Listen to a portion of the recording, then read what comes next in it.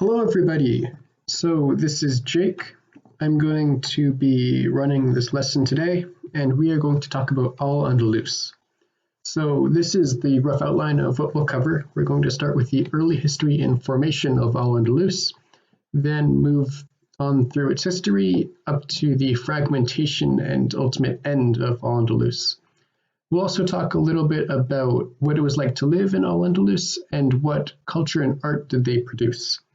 So we'll begin with the early history. It really started with the conquest of the Iberian Peninsula. So by the early 8th century, the Muslims had expanded beyond their original territory on the Arabian Peninsula and controlled most of North Africa. The Muslim conquest then of the Iberian Peninsula was really just a continuation of the Islamic expansion across the Mediterranean region. But it was also possible thanks to the civil war between rival groups of the Visigoth nobility that was taking place on the peninsula at the time. So, for more detail, in 711, one faction of the Visigothic nobility requested help from Musa, a Muslim ruler in North Africa. They crossed over to the Iberian Peninsula, which they rapidly conquered.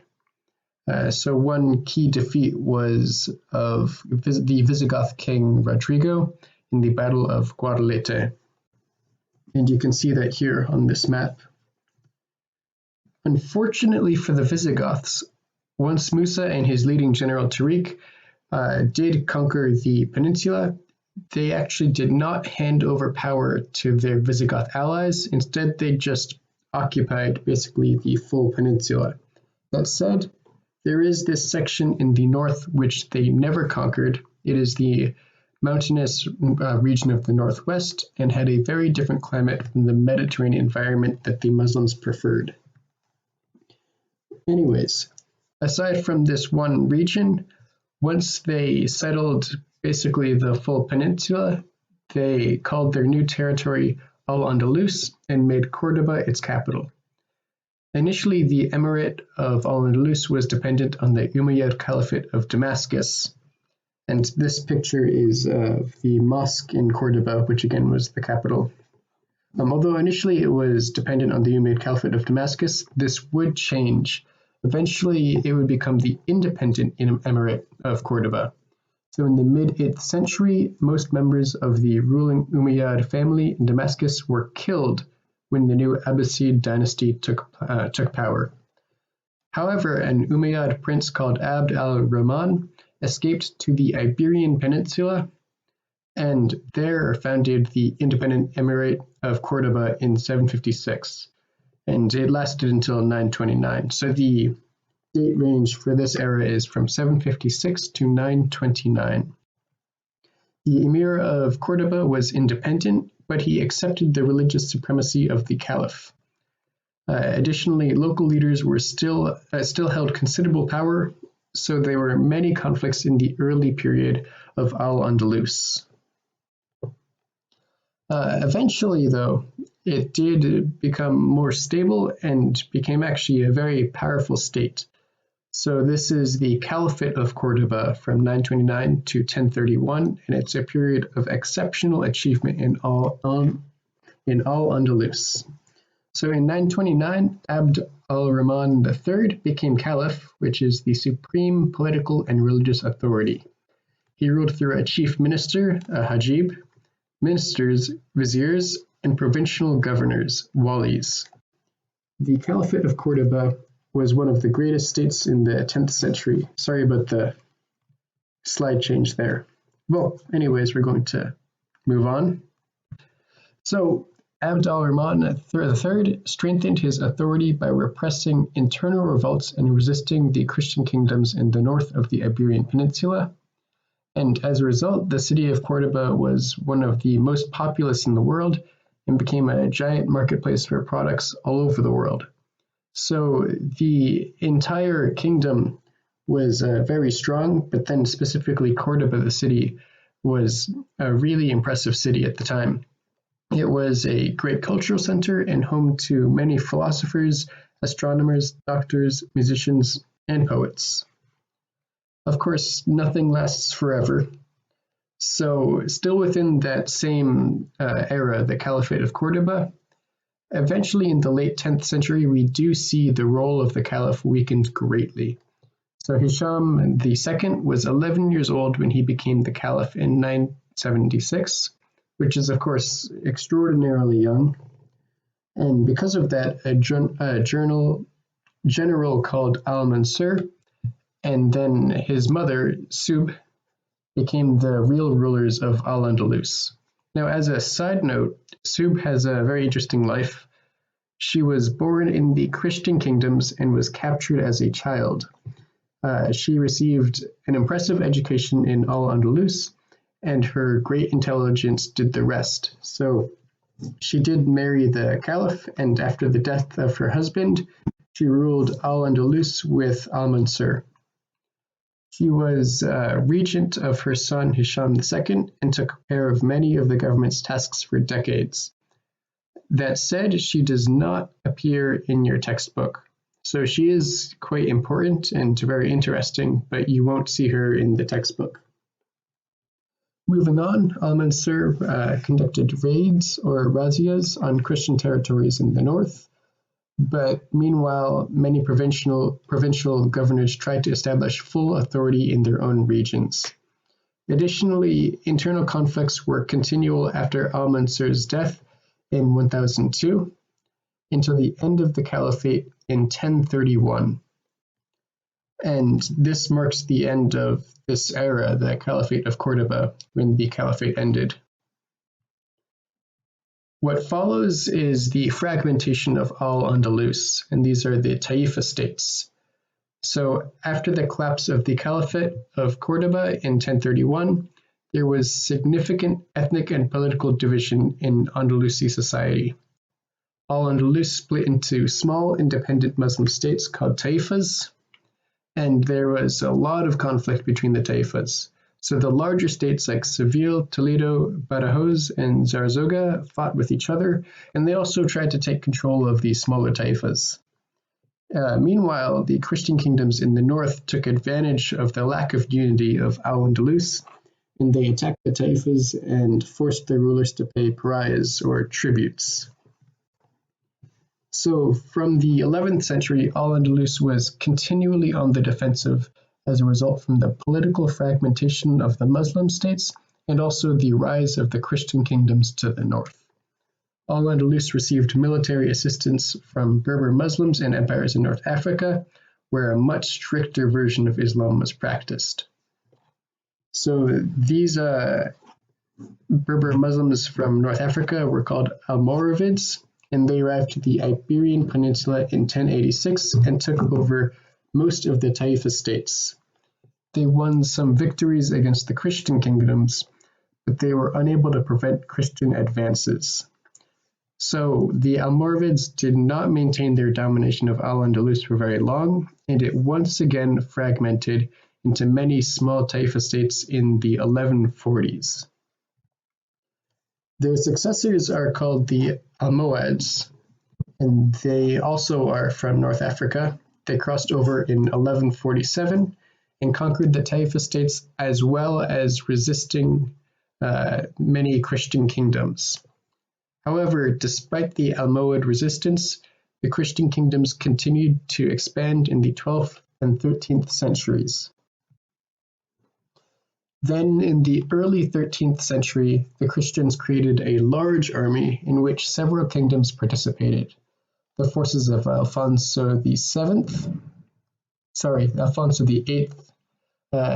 King of Castilla, were joined by the armies of Sancho VII of Navarra, Pedro II of Aragon, and Alfonso II of Portugal. They achieved a great victory over the Almohads in the Battle of Las Navas de Tolosa in 1212. Almohad authority collapsed, and the Christian kingdoms conquered all of the Iberian Peninsula by the mid-13th century, except for Granada. It was the end of the Almohads in the Iberian Peninsula. So basically, they lost the full peninsula, again, except for Granada, which we will see here. This is now the last phase of Al-Andalusia, the Nasrid Kingdom of Granada. So it was the last surviving Muslim territory on the southwest of the Iberian Peninsula, and although it was never militarily strong, it was prosperous thanks to trade and agriculture. The monarchs of Castile allowed Granada to survive as an independent state because it paid them tributes and provided military assistance. So really it was something they just allowed to survive. And the Nasrid rulers used their wealth to create the Alhambra, which is an extraordinary complex of palaces and was built between the 14th and 15th century. Eventually, though, the kingdom was weakened by internal conflicts between noble families in the Nasrid dynasty, and it was finally conquered by the Catholic monarchs in 1492. So here you can see the actual Nasrid kingdom of Granada, and this is in a map of the Iberian Peninsula. You can see that it is bigger than just the singular city of Granada, but it's still a very small portion of Spain overall. And this is how the era of Al-Andalus came to an end. It ended in, like I said, 1492, when it was conquered by Catholic monarchs. This is really the end of Al-Andalus. And it's also the end of the, overview section of this lesson, and we're now going to talk more about what it was actually like to live in Al-Andalus. So first, it was a very diverse society. There were, of course, the Arabs and Berbers, and they were the conquerors and the descendants of those conquerors, and they were also the most powerful groups in Andalusi society. So the Arabs came from the Middle East and were land-owning aristocracy. So they held a lot of political power. The Berbers came from North Africa, and they also helped to conquer the Iberian Peninsula, but they received less land and less wealth than the Arabs, and sometimes they even rebelled against the Arab authority. That said, in the Iberian Peninsula, with Al-Andalus and the expansion of the Christian kingdoms, there are many different groups in that society. So initially, the Muslims were only a very small minority of the population. So there are a lot of different kinds of groups. One of them, for example, are the Muladis, and these are Christians who converted to Islam and adopted Muslim customs. And of course, they were living in Al-Andalus. Additionally, there were two others, the Mozarabs and Jews. So these are Christians and Jews who were living in Al-Andalus and allowed to practice their religion as long as they paid taxes. So the Mozarabs were Christians living in Al-Andalus, but who did not convert to Islam. So as the Christian kingdoms expanded, some Mozarabs left Al-Andalus to live in the Christian north. But otherwise, they were Christians living in Al-Andalus and paying taxes. Then the Jews were typically merchants, artisans, and scholars, and they lived in a separate neighborhood called the Jewish Quarter. And this is true in various cities through Al-Andalus. As for the actual social structure, typically you would see Muslims at the top, other religions farther down, and then slaves at the very bottom. So we can take a look and be a little more detailed with that. If you look at the pyramid on the right side, you'll see the caliph or emir was the ruler, and he is at the very top of the social structure. Below him are the Moorish conquerors, which are further divided into Arabs and Berbers, where Arabs have a slightly higher status than the Berbers. Then below them are the Muladis, and these are Christians that converted to the Muslim religion. Finally, below them are Jews and Mozarabs, and these are, of course, Jews who did not convert, and then Christians who did not convert. And both these groups had to pay taxes. And of course, finally, there were slaves beneath them who had no rights. So moving forwards from the societal structure, let's talk a little bit about the cities of Al-Andalus. And I think this is a pretty nice representation of them, these two pictures here. So the streets of Al-Andalus were totally irregular and really narrow. Personally, I think they're very cool. It feels very different from, for example, a city in the United States. We don't really have things like this. So I really love this kind of city. And then here are some more examples of what you might see in an Al-Andalus city. On the left, you see the exterior of a Muslim house in Al-Andalus, where maybe a wealthy family could have lived. And then on the right, there is the interior of a Muslim house in Al-Andalus. So in the 10th century, Cordoba was the most important city in Al-Andalus, and it was also the greatest city west of Constantinople. That said, there were also several other important cities in Al-Andalus, like Seville, Toledo, Valencia, and Murcia. So there were many important cities within Al-Andalus, and they all kind of shared some similar features. So typically you'd see a Medina, which is the walled center of the city. You can see it in this picture on the right, the wall running around the most populous area. There's also typically an Alcazar, which is a big fortress. There's the main mosque where people pray. And then there are various souks, and you can see a souk on the left image. It's an outdoor market where people sell things. Some other key parts of the cities was their treatment of water. So water was a key resource. Large cities had gardens irrigated by canals, public fountains with drinking water, and also sewage systems, which I think in Spanish is called Sistema Alcantarillado. I hope you'll be patient with my pronunciation. Then, of course, there were also public baths called hammams, and they were separate for men and women.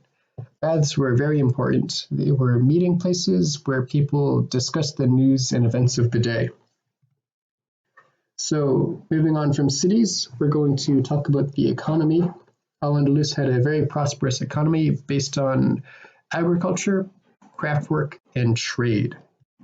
So agriculture was where the majority of the population was employed.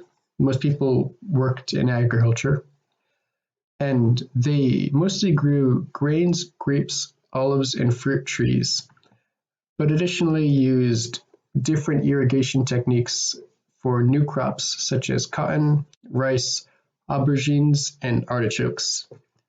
The farmers typically sold their products in the souks of nearby cities. There was also a lot of craft work, and this was typically ceramics, leather, precious metals, and silk. So craftsmen within a particular specialty lived and worked in the same area. So you would see different neighborhoods, maybe one of leather workers, a different one of weavers, and finally a third neighborhood for just potters. Additionally, workshops were typically small and had their own shops. Finally, Al-Andalus was a huge center for trade. So it was a very busy trade center. It exported crafts and imported gold and slaves. And there were two coins, the gold dinar and the silver dirham. Al-Andalus also provided storerooms for products and accommodation for merchants.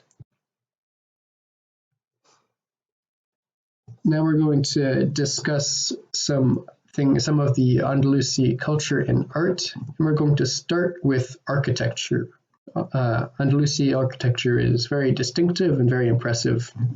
So some typical buildings you might see are mosques, public baths, castles, and palaces. The materials they're built with are bricks covered with abundant decoration, and this decoration is typically of plant motifs, geometric patterns, inscriptions of poems and verses of the Quran, and it's often accompanied by lattice work and stained glass windows.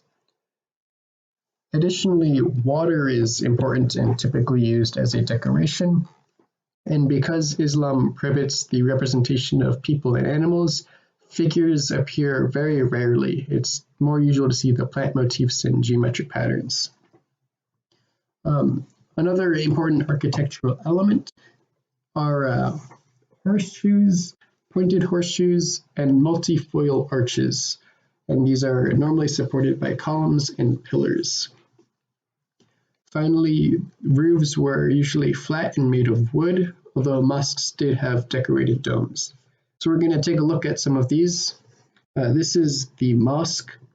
The mosque is a place of prayer, but it was also used as a school, and it's a place where important news or political appointments were announced. So all mosques are cube-shaped, like the Kaaba, and they all share the same structure, which was inspired by Muhammad's house in Medina. And if you look at this mosque on the right, you'll see it has two main sections, the courtyard and the prayer hall. The courtyard has a fountain where Muslims wash before prayer. And then the prayer hall has a few different things. One is the mimbar, which is a pulpit. Then there's the Qibla, the direction of Mecca, in addition to the Mihrab or niche, which shows the direction of Mecca. And then finally, in the corner, there's the minaret or mosque tower, which is where people are called to prayer. Some other parts of Al-Andalusian architecture. This is the horseshoe arch I mentioned earlier. For example, on the right, this is an arch from the Mezquita of Cordoba. Then here is a pointed horseshoe arch. You can see there's a point at the top. If you compare it to these horseshoes, these are much more rounded. This has a point, and this is from Granada. Finally, this is the multifoil arch, which is very elaborate. I think it's very pretty, and this is from Zaragoza. As for decoration, you can see some of what I mentioned earlier with plant motifs, geometric patterns, and also a verse from the Quran. You can see the writing actually more or less in the center of this image. I don't know if my mouse will show up, but if it does, I'm circling it now. This is where the writing is. So this is very typical Andalusi decoration. In addition, you'll often see lattice work. So if you look at the windows here, you'll see strips of wood in geometric patterns over the windows. And they also often use stained glass windows to create interesting effects of light and shadow. Finally, this is a wooden roof in Cordoba, which is very typical of Andalusi architecture. I really like it. I think it's very cool and, like I said, very distinctive. Water was also used in numerous fountains and pools to help create a cool and pleasant atmosphere. So these are a few pictures of the use of water. You can see there's a whole lot of it, and it really does make the atmosphere seem more relaxed. This one is from the Alhambra in Granada. And we're now going to look at a few different examples of architecture from the different eras of Al-Andalus. So this is from the Caliphate of Cordoba. And here you can see on the left the Great Mosque of Cordoba, and then the Palace of Medina Azahara on the right. And these are relatively early in Al-Andalus, with the Great Mosque being from 780. Next, we're looking at Taifa architecture. So this is a little bit later. And here you can see Zaragoza's Taifa. And that's both of these images, the exterior and interior. Here's another example, the Castillo Monteagudo in Murcia. Moving on from this, we're going to look at Almohad architecture. This is in Seville. It's, again, very pretty and very distinctive. And finally, this is Nasrid architecture, which is, again, from the Nasrid Kingdom of Granada. So it's the latest period of Al-Andalus. And these are both pictures taken from more or less the same complex, which is the Alhambra and Generalife. So these are very, very important architectural works in the city of Granada. The Alhambra complex stands high above the city and is surrounded by lines of fortified walls. It took centuries to build, and it was later modified by Christian kings. And basically, it's a fortress and a royal palace. There are both public and private areas, which are arranged around numerous courtyards, the most famous of which is called the Court of the Lions, which is pictured here in this slide on the right. The Generalife is also nearby. It's a royal summer palace near the Alhambra, and it is also arranged around courtyards and surrounded by beautiful gardens. So here are a few pictures. This is from the Generalife. There's just the one picture. So this is a picture, it's from the Generalife, and then of course you can see the pictures here and here.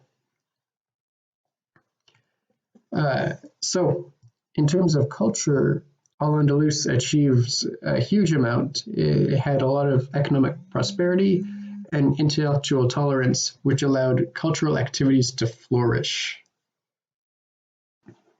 So you can see this in their libraries. In the 10th century, the Caliph Al-Hakam II amassed a huge library, which was claimed to have over 400,000 books.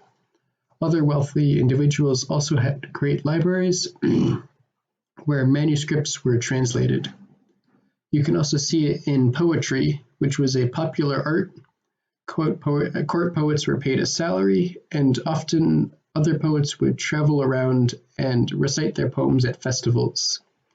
Finally, in philosophy and science, Muslim philosophers and scientists like Averroes and Ibn Battuta had great influence.